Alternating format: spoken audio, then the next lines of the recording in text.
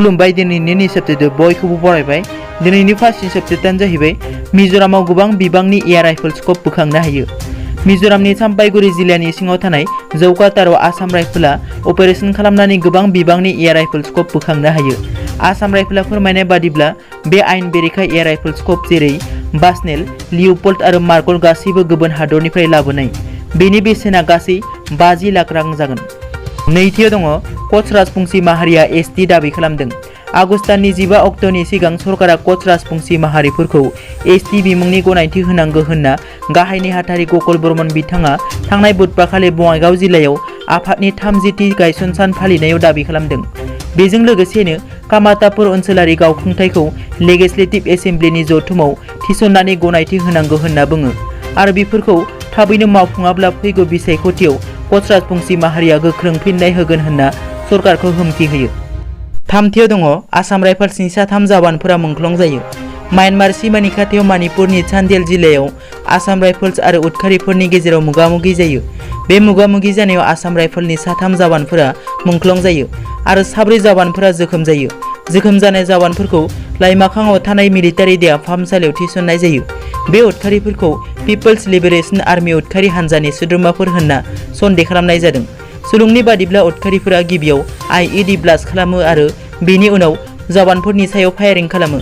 बे जाथायखौ लानानै आसामनि गिबि मन्थ्रि सर्बानन्द सन'वाला गोथौ दुखु मोननाय फोरमायदों। ब्रैथियाव दङ सरकारि साख्रि मावनाय आरो पेन्सनार्सफोरनि सेलारिखौ होसिगोन।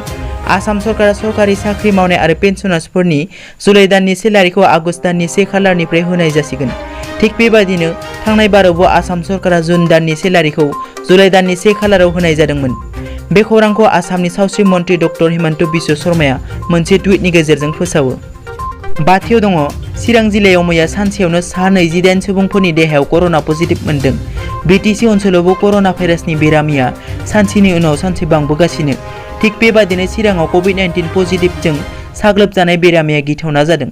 मैया बृहस्पतिबारखालि चिरांनि बिजनी महकुमानि सिङाव सानसेयावनो सा 28 सुबुंनि देहायाव कर'ना पजिटिभ मोनदों। बेनिनो बिजनी बन्धनपेंआव 3, आलुकुन्दायाव 6, बिजनी नोगोराव 18 आरो भेटगाव CHCनि 108 एम्बुलेन्सनि स्टाफ 1। दथियाव दङ क्वारेन्टाइनआव थानांगौनि सानखौ खमायबाय। आसाम सरकारा गुबुन हादरसानिफ्राय फैनाय सुबुंफोरखौ क्वारेन्टाइनआव दोननाय गोदान बिथोन होबाय।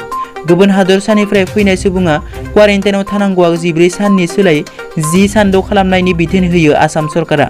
मख'नो गोनांदि गुबुन हादरसानिफ्राय फैना हटेलाव 2 सान थायोब्ला न'आव 8 सानसिम हम क्वारेन्टाइनआव थानांगोन आरो जुदि गुबुन हादरसानिफ्राय सिदायै न'आव फैयोब्ला 10 साननि थाखाय हम क्वारेन्टाइनआव थानांगोन।